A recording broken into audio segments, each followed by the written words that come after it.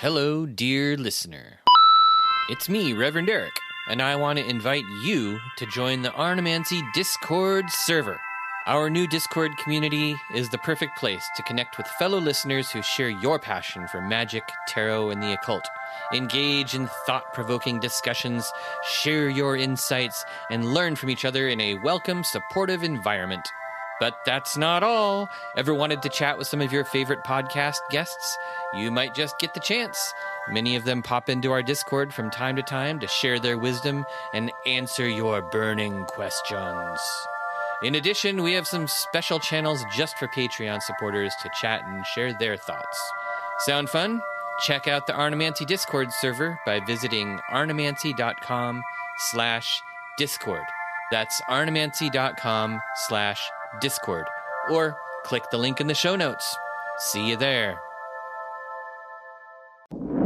Speak the charm of make. There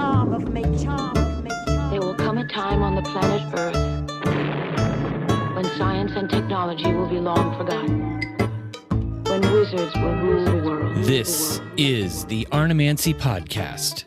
Join your host, Reverend Eric, and his diverse array of amazing guests in an exploration of tarot, magic, the occult, and the history of Western esotericism. The Arnemancy Podcast exists thanks to the support of generous listeners like you. Please consider supporting this podcast for as little as $1 a month at patreon.com/Arnemancy.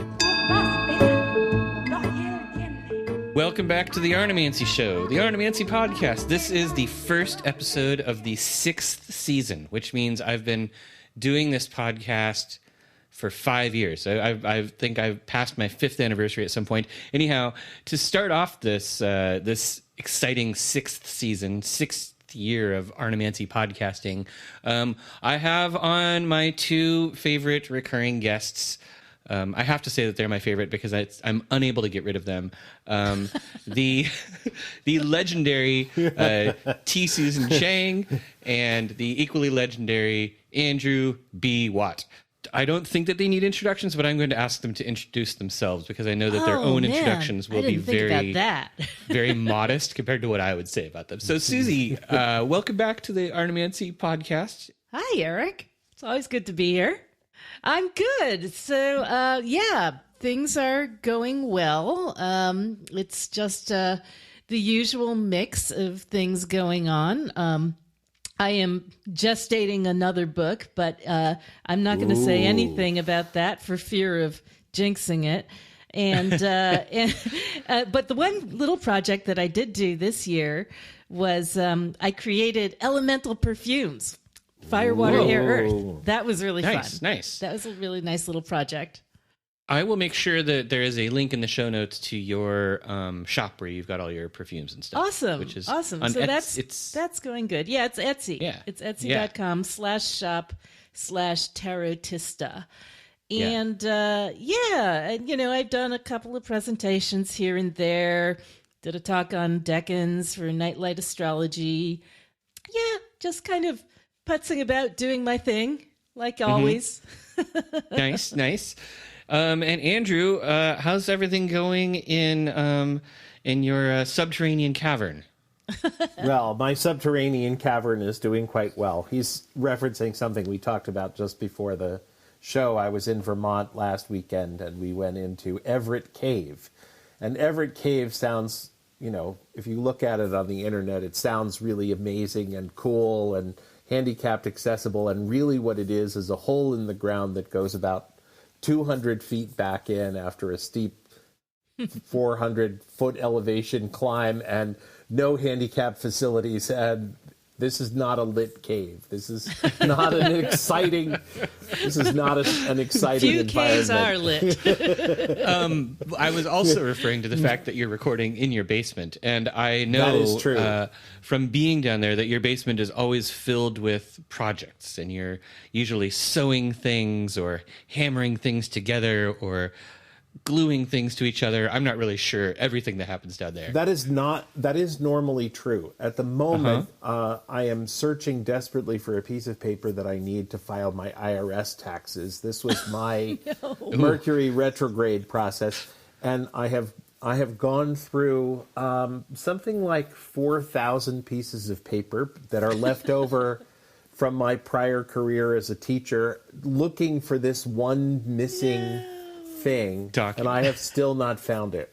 Oh, how awful. I've discovered one of the adult problems that you run into at some point is, you like, I know for me at least, also being self-employed, like you get responsible and you start having like a filing cabinet with papers in it. But then once you hit a certain age, the number of papers you have becomes staggering. And I was just thinking the other day, like, I still have records from like the early 2000s. I could probably throw those away. Probably. I found the electrical bills from the 1990s in my first apartment. You don't need those anymore. I don't need those anymore. You moved those. Why I have moved them all this time, except of course I know why, because of my Mercury position is associated with accumulation of books and papers. I noticed that all of us are sitting in front of enormous bookshelves. Yeah. Yes. Eric knows how large mine is. I have a suspicion Yeah. of how large Susie's are, and I already have some sense of how big Eric's are. And this is what magicians do: is we compare bookshelf sizes instead of other things. My shelves are all Just as well. packed, and so the reason that I have called you two very intelligent humans to my podcast today is we're going to look back at the first half of the year and compare it to the predictions we made about the first half of the year at the end of last year. So there will be a link in the show notes to our to the first half of our forecasts from last year, so people can go listen to those. And then now, like, we have gone through I don't know if anybody else remembers this about Susie, but her superpower is actually that she, like, just exudes spreadsheets. They kind of just sort of arise from her naturally. So she has to constantly harvest these spreadsheets and store them somewhere and put them to use. So we have this incredible spreadsheet full of our predictions and the stuff we talked about and the cards that got pulled. And then we have also filled it up with What actually news happened. stories. Yeah, what actually happened. So we can see if we were ever right. Even close. Or even close to right. Even close. Or sometimes I noticed that, like, both of you talked about, like, underwater volcanoes at some point, and you were only off by a month on the underwater volcanoes. Huh. So that's kind of That's cool. funny. Oh, I missed the underwater volcanoes. Did it actually happen? Cool. Yeah, I just saw. I was just reading about the Kavachi underwater volcano. So that erupted in March.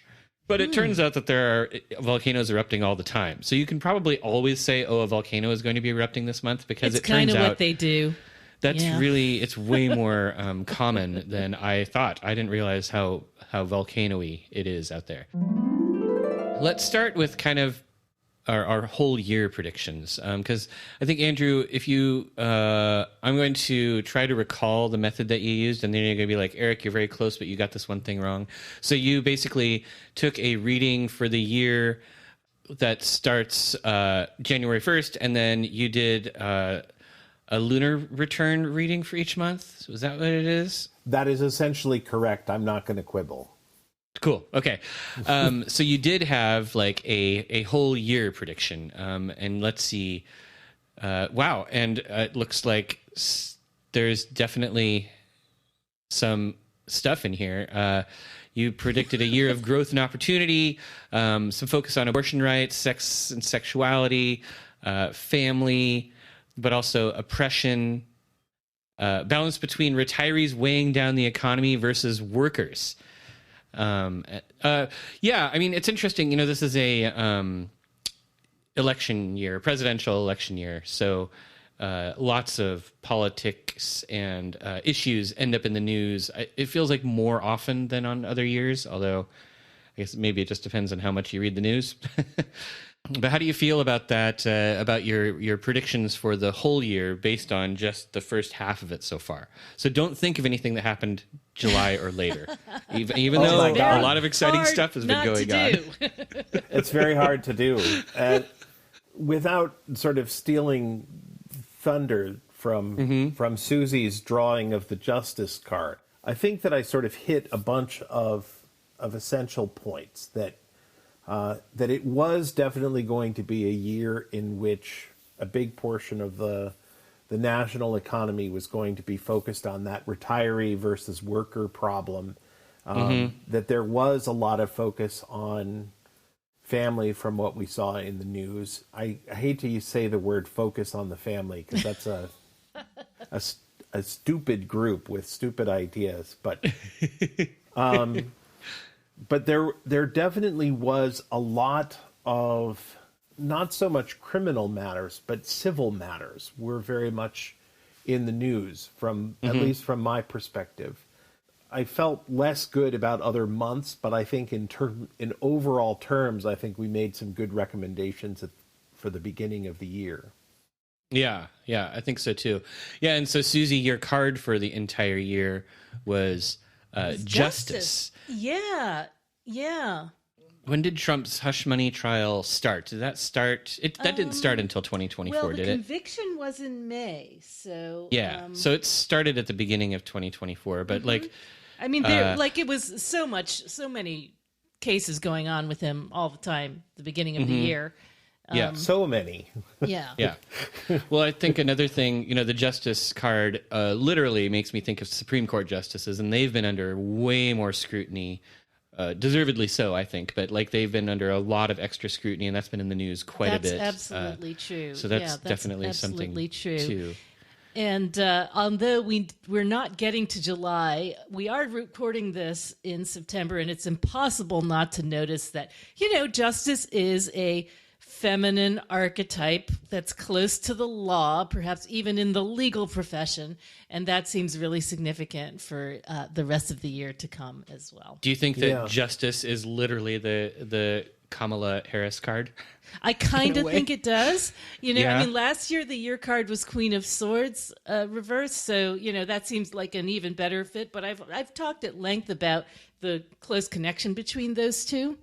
Those two cards, Queen of Swords and Justice, both esoterically and just in terms of the iconography. And the other thing is that as it's a card that's associated with Libra, ruled by Venus, I really did think that reproductive rights would come to the fore this year, and that has seemed to really been happening since the beginning of the year.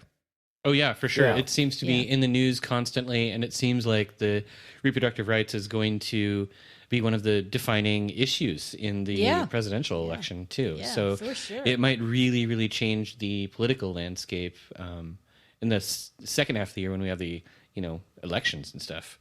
Exactly. I also think it's worth noting that the character of justice is also associated with the ancient Greek deity Themis.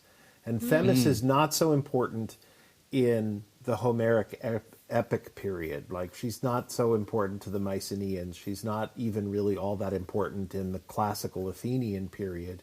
But that by the end of the Hellenistic era, most cities have some kind of assembly, some portion of the Athenian experiment in quote-unquote democracy, where all male citizens who own property get to participate in some kind of government. Themis exists in that space as the governor of procedure. And we have seen a lot of things come forward in terms of right procedure. What is the right procedure to follow in government? What is the right procedure to follow in business affairs? I have been affected by this on a very local level. I got elected with 19 votes to the town school committee. And I literally spent a huge chunk of time this summer putting little colored tabs on each of the subsections of Robert's Rules of Order. This is a spell book, my friends, and yes. I am being forced to learn how to use it at length in the course of school board meetings. And it's extraordinary that this is an amazing tool for managing group process, and it's common throughout the United States. 60% of groups are supposed to be using it and don't. Yeah. To the point where there's a section in here which says, Section 225 says, you can have all the customs you want, But if a member objects to the custom and says, what is the actual procedure? Because our parliamentary procedural rules are Robert's Rules of Order, and you can cite Robert's Rules of Order, the custom falls to the ground. Like, you can't do that custom anymore because it violates procedure. And Sheldon Whitehouse is the guy the senator who's been holding the Supreme Court's feet to the fire about what it is that they're supposed to be doing and their ethical responsibilities under the law. And his whole thing is right procedure.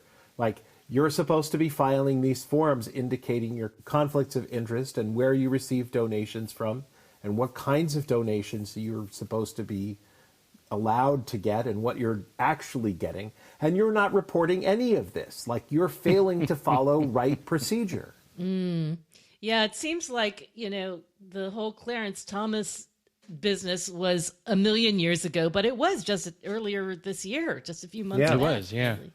So justice does seem to be like a pretty good theme for the year, at least the first half of the year. Yes. Susie did better with her reading than I did with mine. Well, I don't know. Let's get into it and see a little bit. So January. I mean, when you're in a year, it feels kind of like every month has a lot of exciting stuff going on. So it's always really interesting to kind of go back and look. But in January, Boeing started having all of their exciting problems, or at least the exciting problems really got way more exciting. And in January, one of their 737 Maxes was grounded for the door problem. Oh, right. There were attacks on Houthi shipping in the Red Sea. What sort of Epstein disclosures were there? Is that when we had like the lists came out and stuff? Yeah, the lists came out, I think. Yeah. And we found out that all the rich and involved. powerful people are super creepy. And then everybody's like, whoa, we're so surprised. In other news, water is wet. I mean... One thing that I did mention in the course of my predictions was that I thought that naval deployments would last longer. And I think I connected that with Saturn and Neptune both being in Pisces.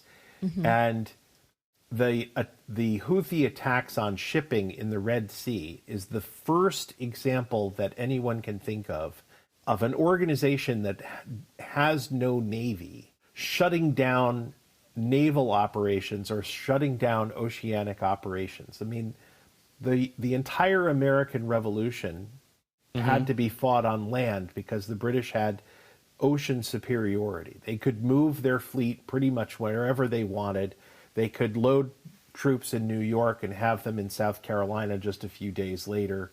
It made an enormous difference to the progress of the war when they finally lost oceanic superiority off of the Battle of Yorktown against the French fleet. Here, the Houthis in the Red Sea essentially closed the Red Sea by having drone technology. They used localized air superiority to prevent oceanic transport. And the Ukrainians are doing the same thing to the Russian fleet in Crimea. They're basically using drones, air superiority, in order to prevent the Russian fleet from doing whatever they want in the entire western half of the Black Sea. I mean, that's significant. The fact that we can use remote devices and put no human beings at risk on the ground or on the sea in order to prevent a very expensive navy from doing whatever it wants. Yeah. I think you hit that one with that particular prediction. With the communication and the naval aspects for sure. Yeah. And so, Susie, your card for January was the devil. The devil. Yeah. How do you feel? And you how do you feel about that card? Well, I think it was the right card. I think, I had said that it maybe was a debt crisis thing or something having to do with pandemic or medical news, cryptocurrency, or, and this is where I think I finally got it right, the economy. Well, actually, the thing that really struck me as a hit and a synchronicity for the devil card was the issues with the FAFSA, which, you guys wouldn't be really aware of, but as a parent of a, graduating senior, it was intensely on my radar. The financial aid form that all seniors have to fill out. Financial aid, okay. Yeah. Was just held up in procedural snags and diabolical bonds for, months and, driving people absolutely bananas. And, guidance counselors were ripping their hair out. Nobody knew how much money they were going to get. Nobody could decide where to go to college. My daughter got around it by, choosing a college abroad, where she was completely ineligible for any financial aid, which is a sort of solution. But, sort of. Not my favorite. And the other thing that I think is kind of, not wrong is the fact that, the attacks on Houthi shipping really screwed up the supply chains.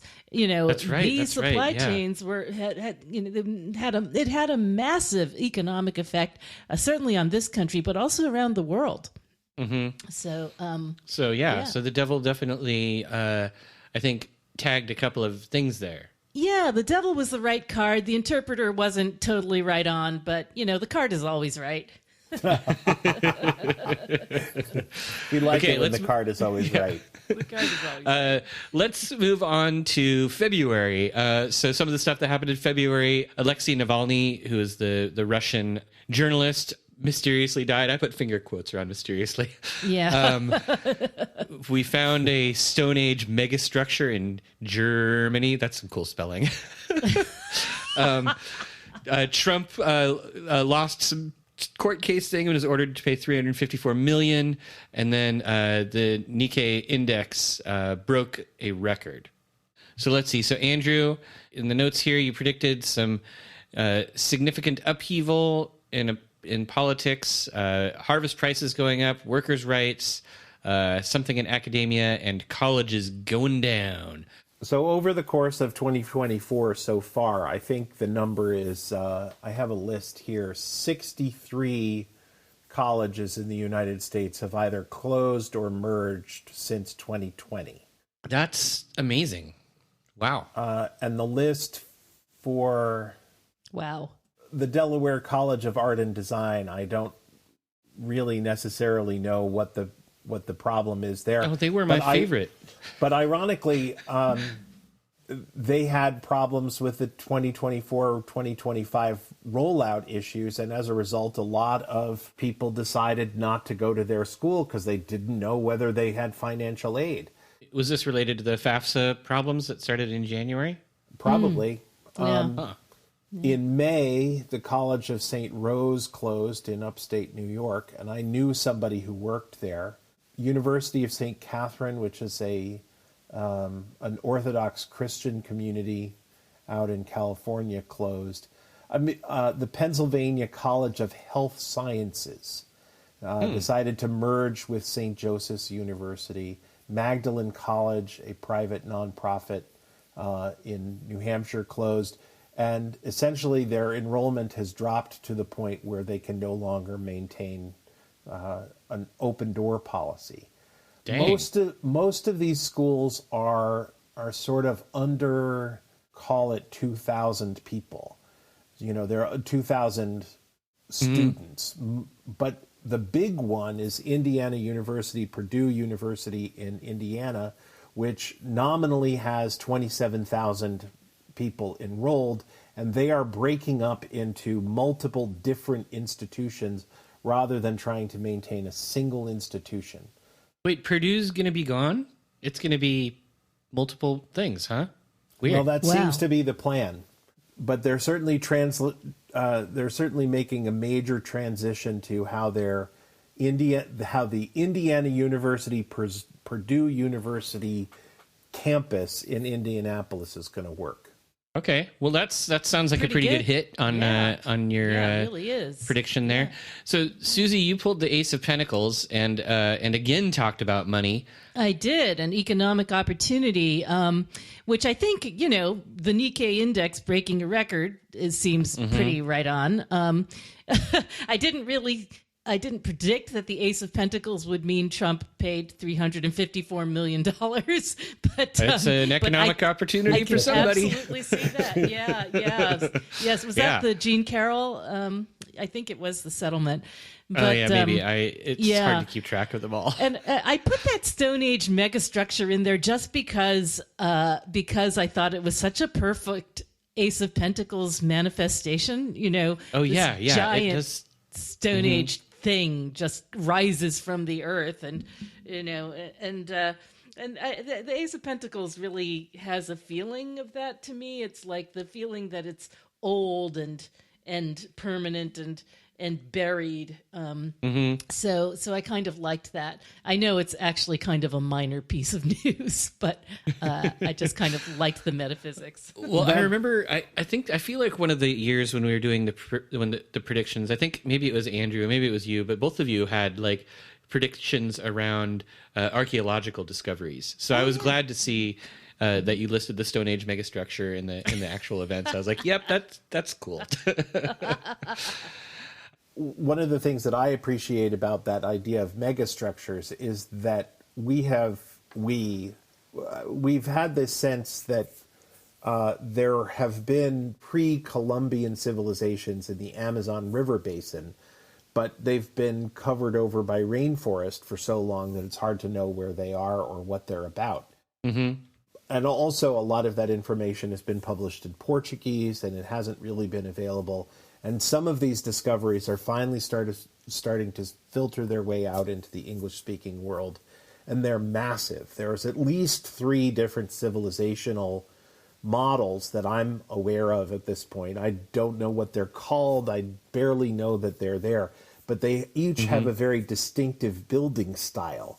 And we're going to see the rewriting of South American history and of the Americas generally over the next 10 or 15 years. So if your kids are in school and they're told the Americas were settled 25,000 years ago and they were all hunter-gatherers, that is a lie. And I'm really excited about the fact that we're seeing the emergence of new civilizations here in the Americas, and realizing that if native peoples in the Americas could make a different choice about how to live in the future, so can we, even though we live in cities. Okay, on to March. So March had some pretty exciting stuff. I think probably the most exciting was when the Baltimore cargo ship collided with the bridge, and the bridge collapsed, and cargo ships in the news. I wish that we'd been able to catch that in the prediction. That's really, all hats off to Austin Coppock, who really actually, I think, said something about that in his Mars and Pisces rundown. Really? Did he think that? Yeah, he actually a bridge collapse? Yeah, I think he actually did. Yeah. Let's see. We also had Princess Kate announced that she had cancer. There was a big explosion of gang violence in Haiti. What was the ByteDance legal decision? I'm not sure I know what that one is. But SBF was sentenced, the cryptocurrency dude, and March was the month that the Kavachi underwater volcano began erupted. And so we will later on see both of you, I think, talk about underwater volcanoes, but it was a different month. Yeah. I'm excited about that. Well, let's go to Susie first. Well, the ByteDance thing, that's TikTok. There was a legal decision about TikTok back then. Yeah. So I had Knight of Swords, and I had suggested that was going to be, with politics and political personalities, having conflict in the news, military news, territorial advances and takebacks. All of this is true, but, I don't feel like this was one of my strongest months. I don't think that, you could make a case for SBF being kind of a Knight of Swords, but I definitely didn't see that coming. And underwater volcano, Nothing about that really screams Knight of Swords to me. Yeah. Maybe more of a Knight of Cups. Yeah. Bird flew in cows. something. That's kind of interesting because it's heir of air, the Knight Yeah. of Swords. But yeah, not my strongest pick here. Yeah, I vaguely recall that I was interested in the March 25th lunar eclipse because it occurred not at the same degree, but sort of within the window of the appropriate degree of the start of the year chart.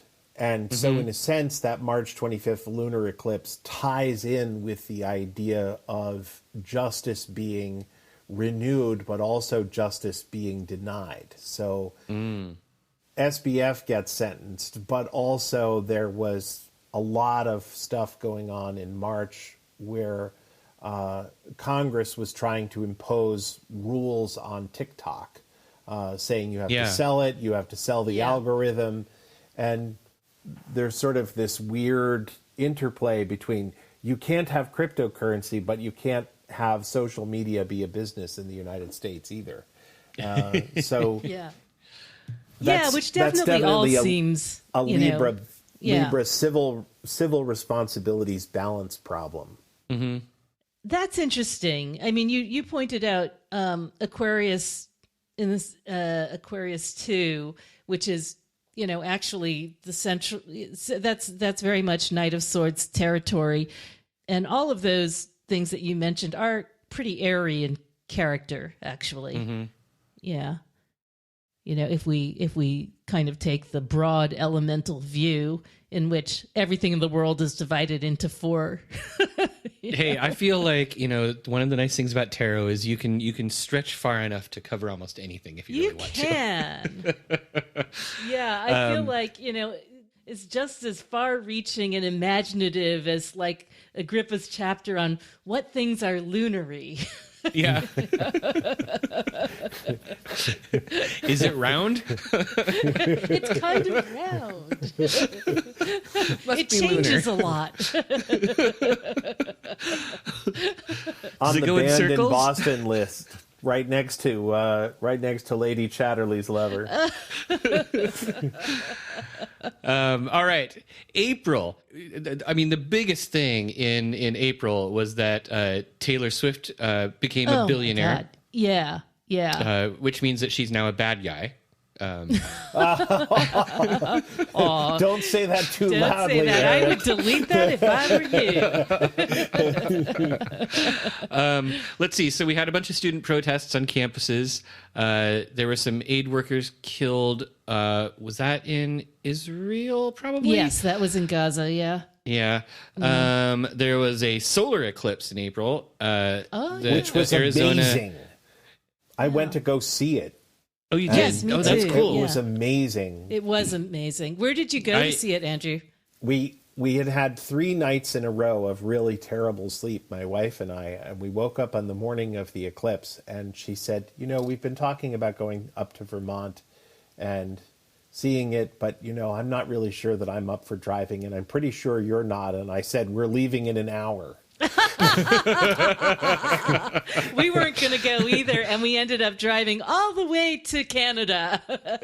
We drove to a place that was just south of Middlebury College. Like, if we had gone up to the top of the ridge line, we would have seen Middlebury College's athletic fields and science building and that sort of thing. We were, 500 yards inside the line of totality. Wow. And it was extraordinary. It turned to night in the middle of the day, and all the birds started acting weird. And it was really wild, to be in the path of really totality. Cool. Yeah, and the thing is that, like, all our traditional astrologer friends would really say duck and cover, But when the moment came, it really was kind of a once in a lifetime thing, It really is to experience totality, and I'm glad I did it. No matter, I don't think this particular eclipse was not at a particularly sensitive point for me. In my chart, so mine neither. So this would be the one. If you're going to see totality, check your natal chart first. I think I was, out on the West Coast, we just had like the smallest little partial eclipse, and I did get to see it. I was on the way downtown, so I was crossing a bridge on the bus, and the clouds parted just enough for me to get a little glimpse of the fiery crescent sun through my solar viewing glasses, and that was kind of fun. Yeah, I mean, it really, we went to a place where we had almost like 6-7 minutes of totality, and just, with a panoramic 360 degrees watching the sky turn this unearthly purple. It was very impressive. It was. That's really cool. I do think that it's important to point out, and this is a prediction that maybe I shouldn't be making in this context, but the last two solar eclipses that have happened over the United States, their combined fields includes Austin, Texas. Mm-hmm. And always eclipses have represented the fall of the ruler. That's what they traditionally have represented. And 2017 eclipse included Washington, D.C., and, it was not the end of the Trump presidency by any means, but eclipses take, 2 or 3 years after them to clear their standard effects, at least in the traditional literature. Mm-hmm. I'm not sure that Texas is going to change its government this time around, but I think that Republican control of Texas, their days are numbered, and Sweet. They have failed on several significant fronts in terms of being able to run a government effectively, in terms of having a functioning electrical grid and helping people in the event of storms and other similar crises and heat waves, and continuing to focus on abortion to the detriment of every other economic indicator is harming them. I mean, among other things, the zoning laws for the Dallas, Houston, Austin, Fort Worth metro area are becoming untenable, and the amount of debt that they owe on all of the roads and sewer systems and storm drain systems is becoming untenable given the number of people who live there and how much income they generate. Let's talk about the notes for this month. It looked like Andrew's predictions were erased accidentally, and it just says 2C. I remember noticing that, like, right at the beginning and wondering what happened because, I don't know. I don't know. Who knows? I don't know what happened. But they're gone now. So, so let's see. So some of the things that happened that month. Did I already list everything? Yeah, the earthquake, blah, blah, blah, blah. Yeah. Arizona had their abortion ban, which was like a sort of accidental thing based on a territorial law that people were like, is this still valid? When Roe fell. Yeah.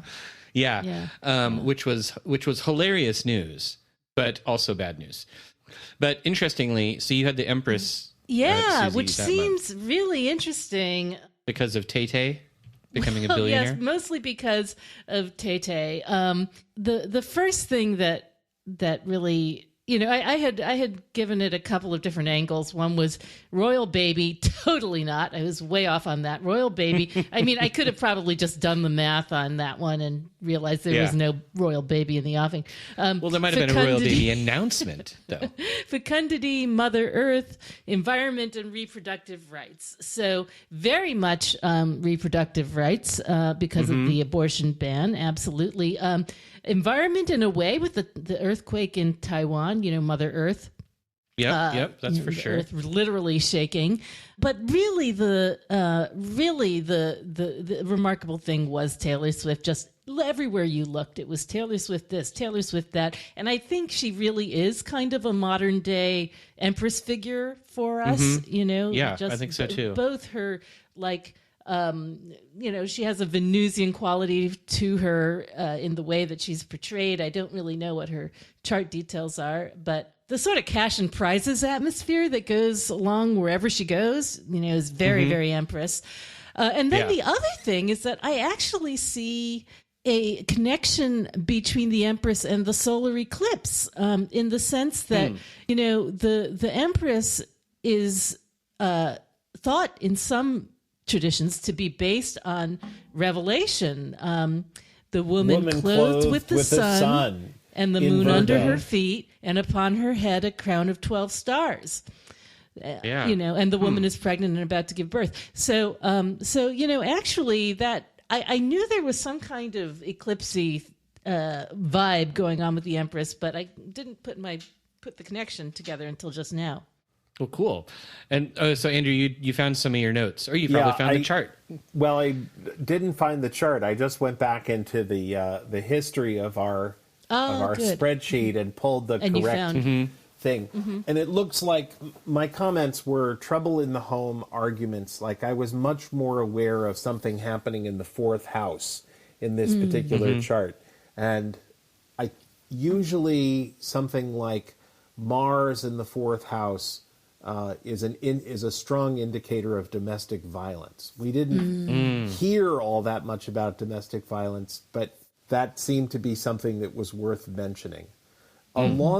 Along those lines, I'm sort of reminded as we're going through this of that bit from Good Omens by Neil Gaiman, where the nice and accurate prophecies of Agnes Nutter Witch for the day that John F. Kennedy is assassinated mentioned that a house collapses in King's Lynn because she, Agnes Nutter, knows that her great-great-great-great-grandson is going to be in King's Lynn on that day. She doesn't care about the John F. Kennedy assassination.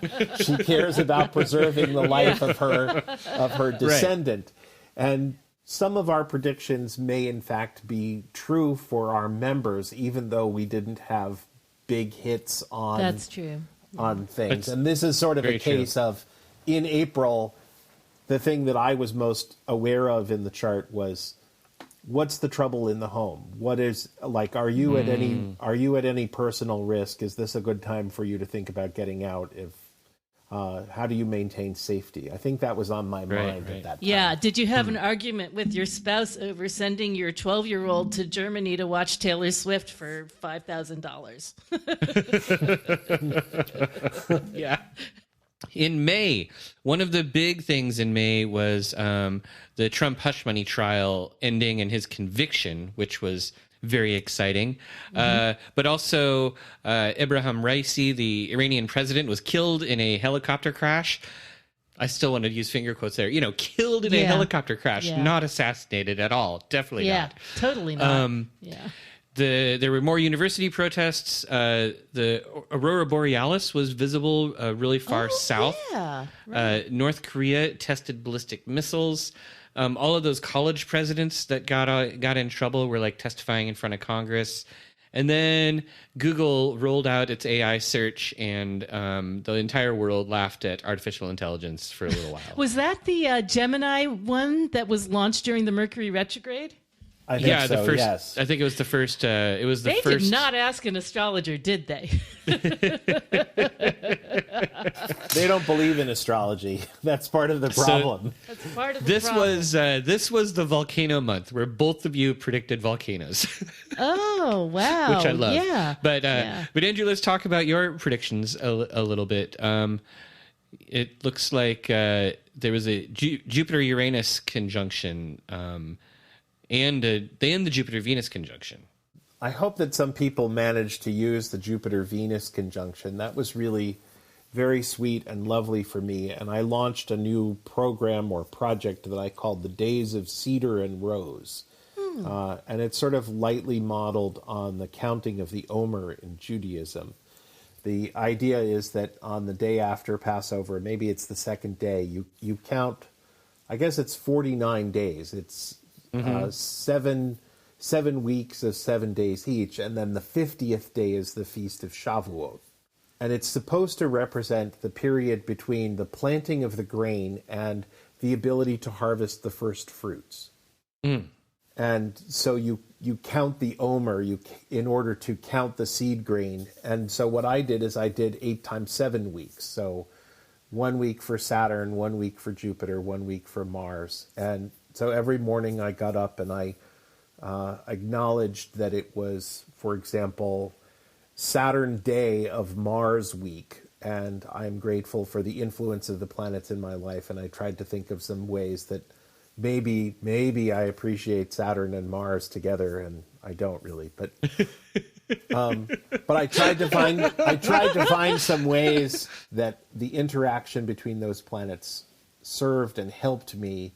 And I said the 2 Orphic hymns for the planets of the day, and then I did a last final week in gratitude for Earth, and that ended, I think, on the 18th of July, and it really, really was a lovely way. And it turned out that the 18th of July was the point at which Jupiter and Venus formed their first sextile. So it was sort of seeing Jupiter and Venus, the benefics, through that tricky first bit of a new cycle. And I think I'll do it again in 445 days, less however much time it's been since July 18th.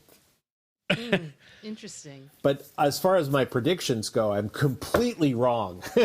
Yeah. Underwater volcanoes, new islands being born. Let's see. Revolt against mistreatment in agriculture and mining.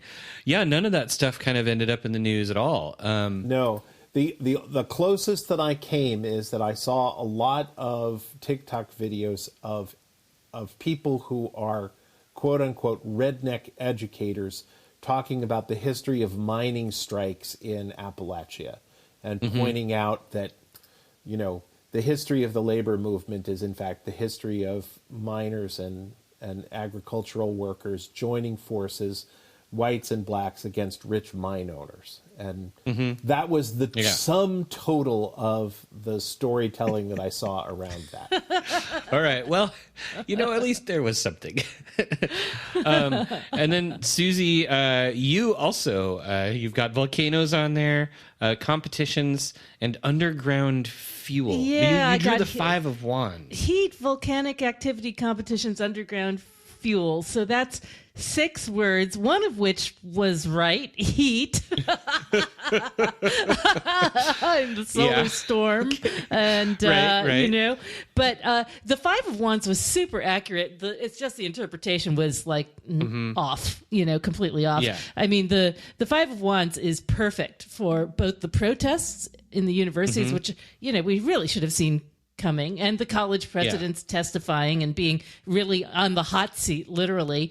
And that, of course, was related to the protests. And then the solar storm and the aurora borealis, the North Korea testing of ballistic missiles, perfect for 5 of Wands, helicopter crash, arguably, combustion issue. Sorry, Saturn and Leo, I sometimes call that the pressure cooker. So there could be something going on there. So I think, this is another one of those situations where the card is like A+ and the reader may be, C. It happens, Susie, even to the best of us. It happens. And I'm but not it's the nice best. to know that the card's on target, Yeah, Perfect. for sure. Perfect hindsight. Okay, and then finally, our last month, June. So India had their election, which was enormous. I mean, I loved reading stories and hearing about it, like the election workers and what they had to do in order to collect votes is just ridiculous. Yeah. The Chinese landed a spacecraft on the moon, which I think also came back. Maybe not that month, but which is they landed a space. A remarkable achievement all on its own. Absolutely.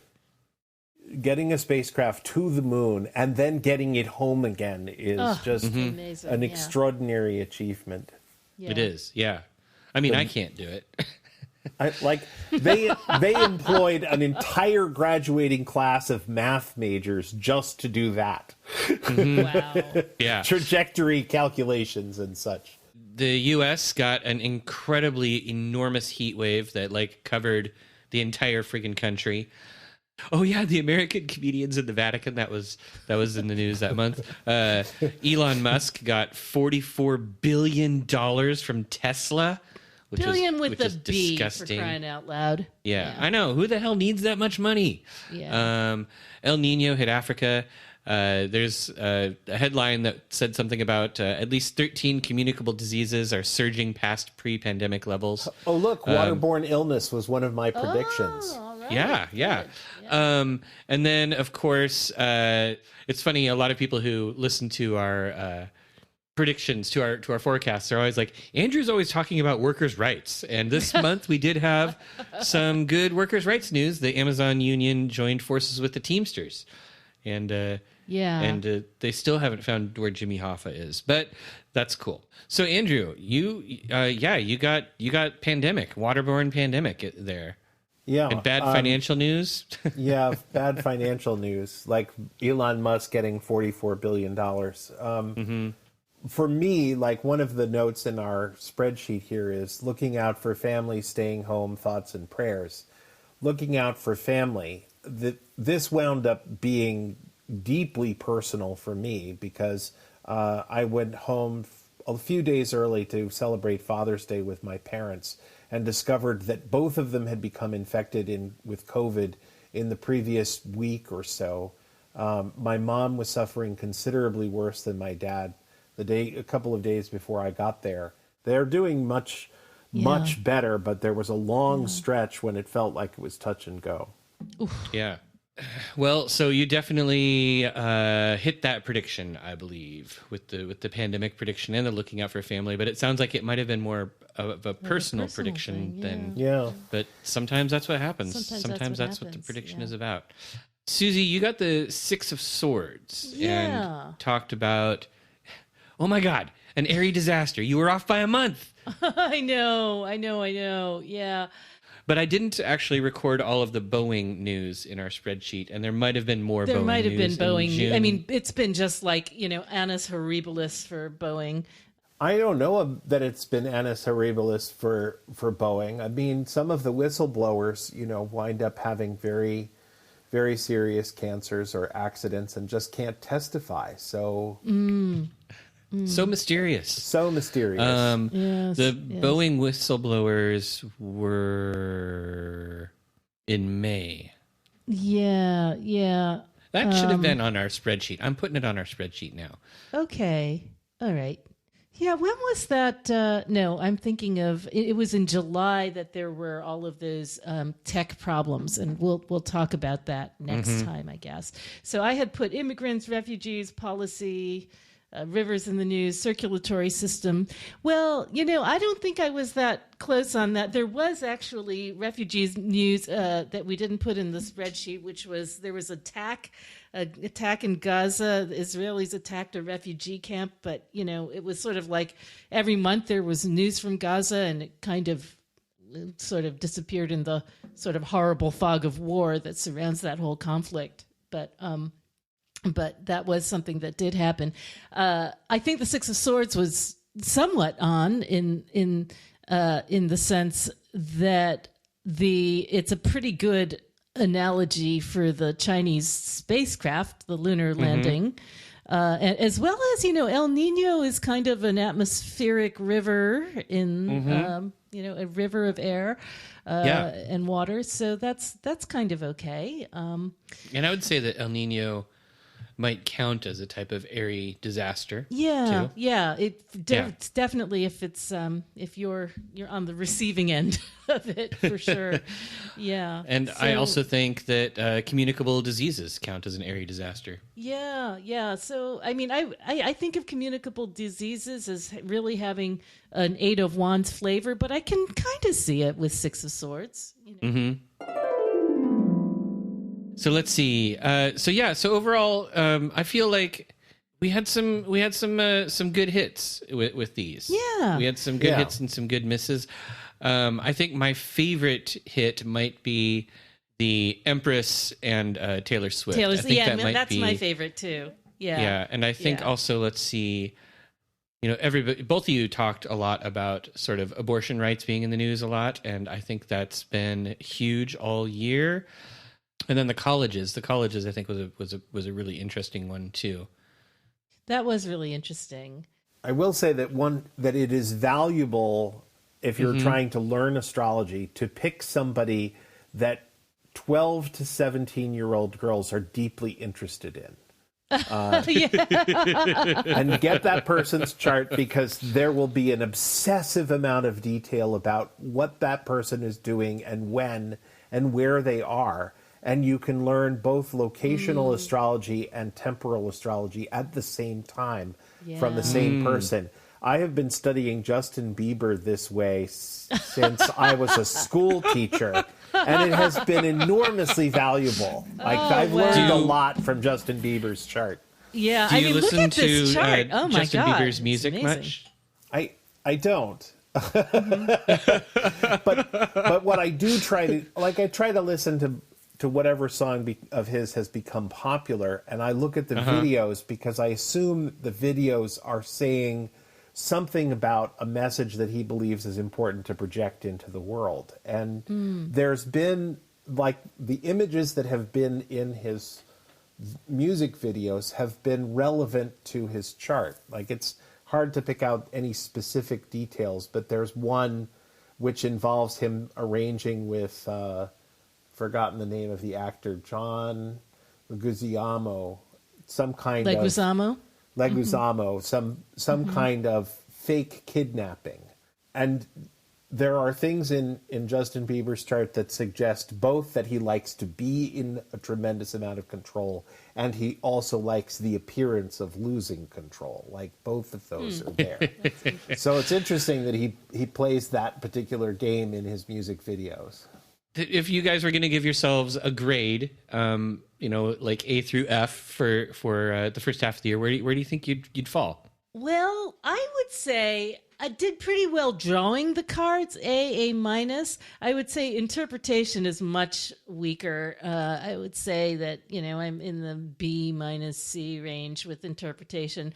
Got a few hits, but I'm not totally happy with the way that turned out. I'm not totally happy either. I think that there's lots of reasons why I've learned to shy away from giving anybody a C grade on anything. But I have to say that we're trying to do a very, very complicated thing on relatively little data. I mean, how much information can be pulled out of a single card, Susie? Oh, a lot. You can get a lot. It's just that if you don't look in the right place, you could be, because a card, the card is so huge, right? And if you're on one end of the spectrum and the other, it's going to look vastly different, Yeah. Right. Yeah. And yet at the same time, let's see which card it was. The Six of Swords has to be capable of describing both American comedians visiting the Vatican and the fact that the French held this hugely complicated election in which the right wing essentially won the primary and the left wing combined in order to win the general election.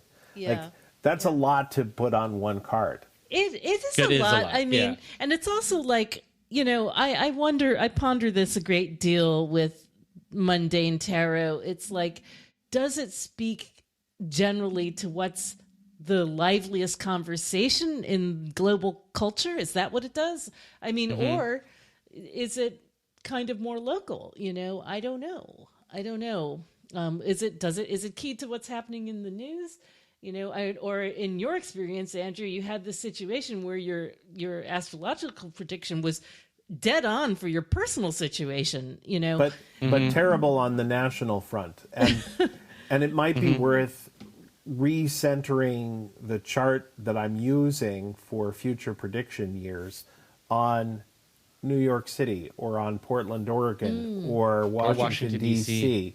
At least then I can nominally say I'm focused on the mundane astrology as opposed to making a prediction for the listeners of the Arnemancy podcast as a very specific group.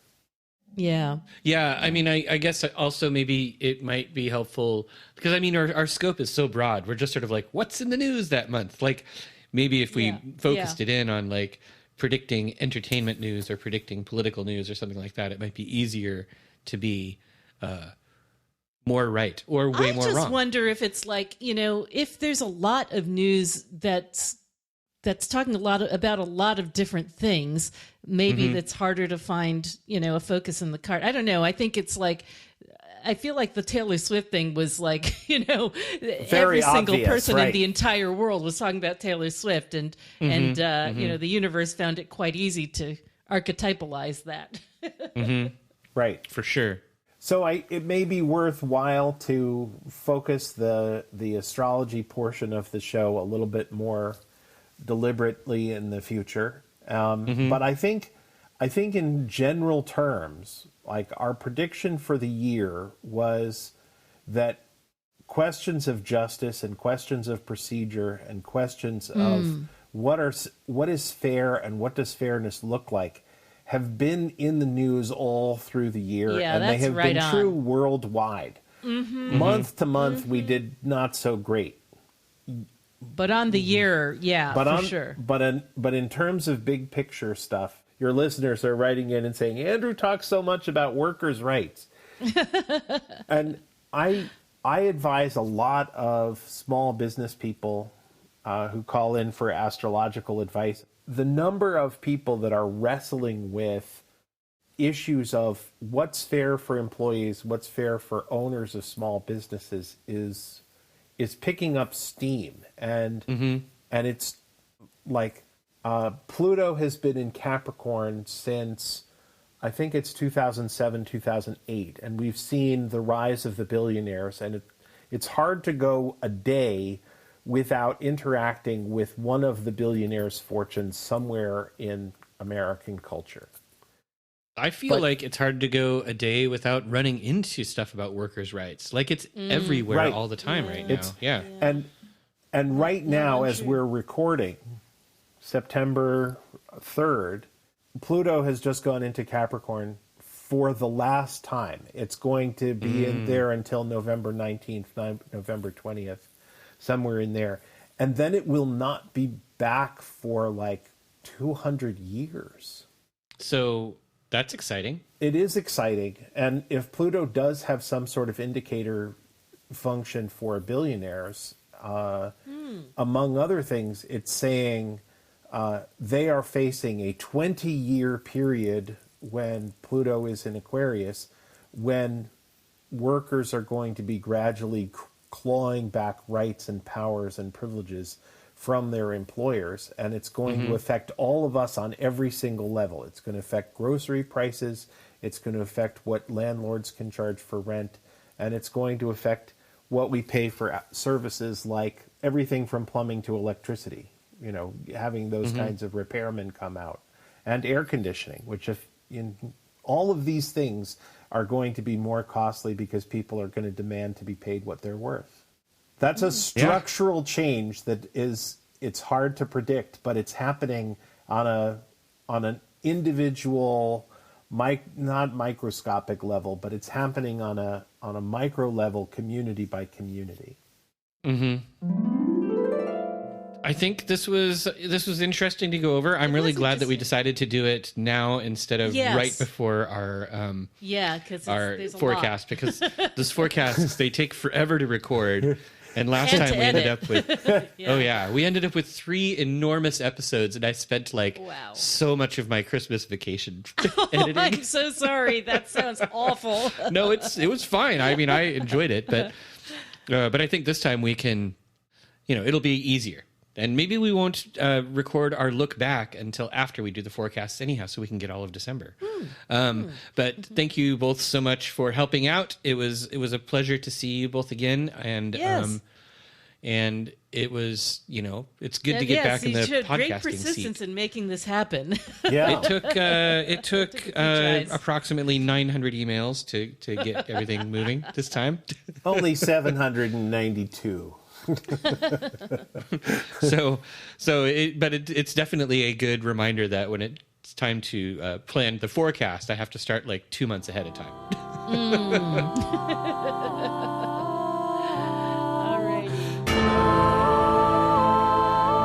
This has been another episode of the Arnemancy Podcast. Thank you for joining me. I have been your host, Reverend Eric. You can find Arnemancy online at arnemancy.com, and you can subscribe to this podcast anywhere podcasts are found. If you like what you hear, please consider supporting the Arnemancy Project for as little as $1 a month at patreon.com/Arnemancy.